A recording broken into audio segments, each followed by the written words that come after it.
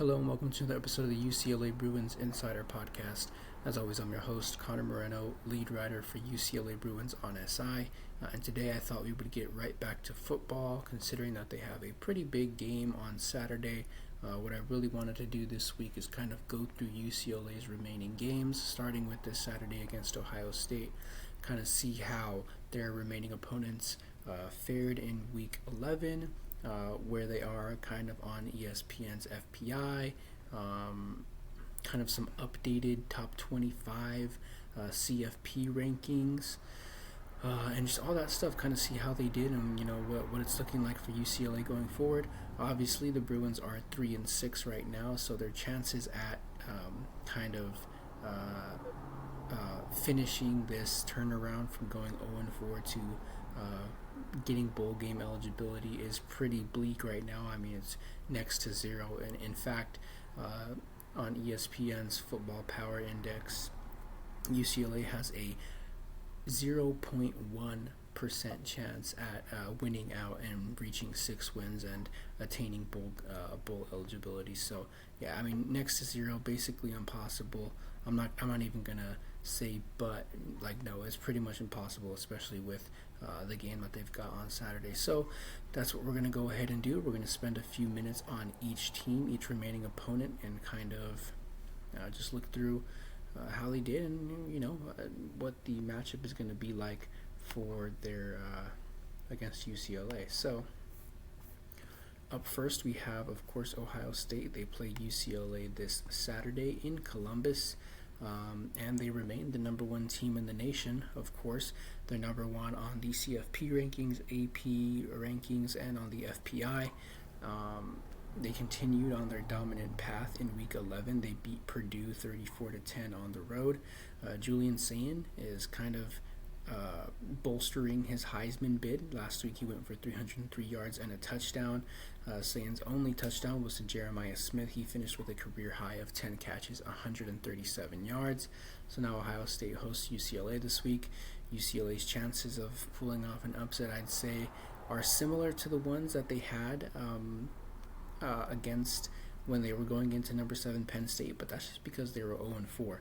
So these odds going into UCLA's game is already considering the fact that they were able to string off 3 straight wins earlier in the season, and they're kind of a more solid version of themselves going into Ohio State, even though they've lost 2 in a row and kind of haven't been able to recapture the heights that they reached against Penn State and Michigan State. And I didn't include Maryland because UCLA's offense kind of fell off a cliff after Michigan State. After they dropped 38 points on Michigan State, UCLA's offense kind of fell off a cliff a little bit. But the defense has been doing it better, although I wouldn't say they did better against Nebraska. So pretty much just up and down season for UCLA. 1 minute, to start the season, it was the offense and the defense that were bad. You went into Northwestern, and the defense really showed up, but the offense couldn't really do anything. Then you play against Penn State, and the offense erupts. Play against Michigan State, the offense erupts. And starting from Penn State on, I do think that UCLA's defense has done a tremendous job every single week. I think they've gotten better every single week.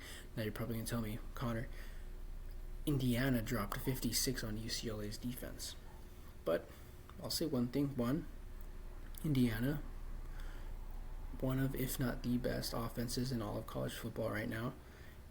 And despite dropping 56 points, I think that UCLA's defense competed very well against Indiana. I do. I think, the number is not going to stand out in terms of defensive performance. But if you watch the game, if you had your eyes peeled, and if you just, look over a few defensive mistakes that they had, barring Indiana's offense is a juggernaut, I think UCLA's defense played very well against Indiana. So there's that. And then, just this last week, I do think that both sides of the ball started pretty slow. UCLA went down big pretty early, but then in the second half, the offense really turned around, and I think the defense kind of took a while to wake up. But anyways, ESPN's analytics, they give the Bruins a 1.7% chance to beat Ohio State. Pretty much like the entirety of the season, the odds are heavily against UCLA.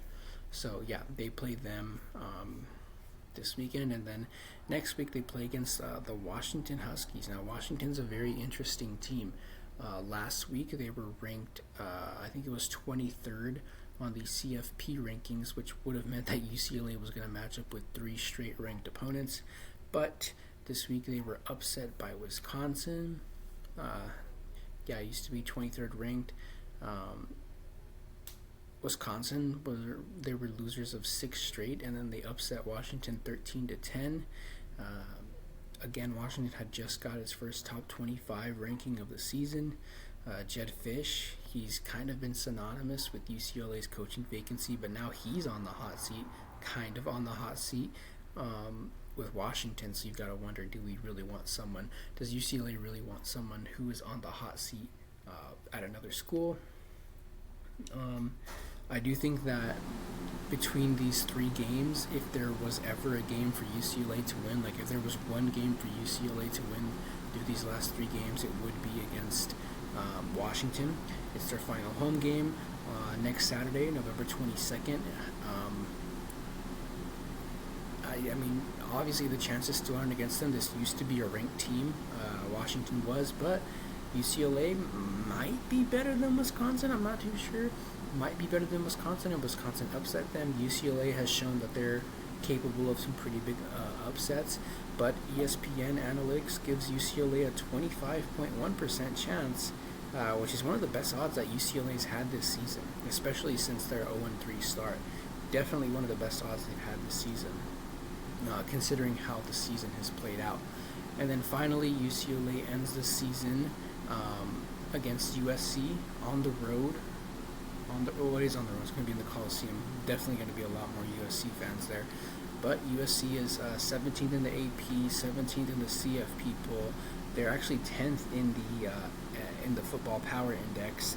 So yeah, they're crosstown rivals. UCLA, they played on Friday night last week, and they cruised past Northwestern. It was 38-17. Makai Lemon, he had a stellar night. The win obviously moved USC up to number 17.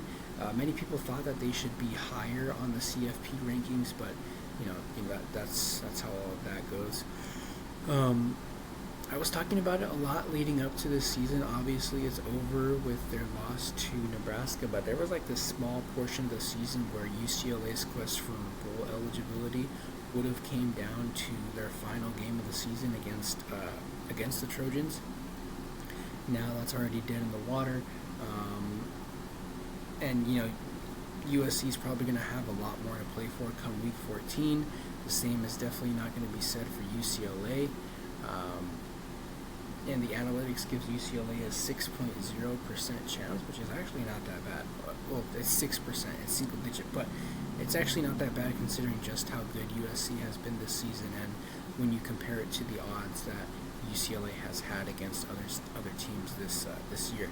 So that game's going to be on November 29th, Saturday in the Coliseum, and by then, who knows who's going to be suiting up for UCLA. I mean, they lose on Saturday to Ohio State, and people might just, some players might just go ahead and avoid injury the last 2 games of the season. But I wouldn't doubt it. I do think that Tim Skipper has done a great job at getting people to buy in, and I think a lot of UCLA players might want to buy in for this final stretch of the season. So that's all we had for today. Tomorrow, I think we're going to recap UCLA women's and men's basketball.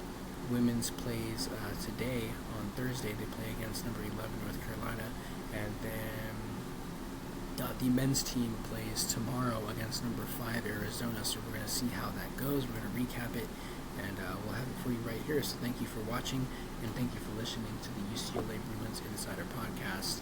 We'll go ahead and see you tomorrow.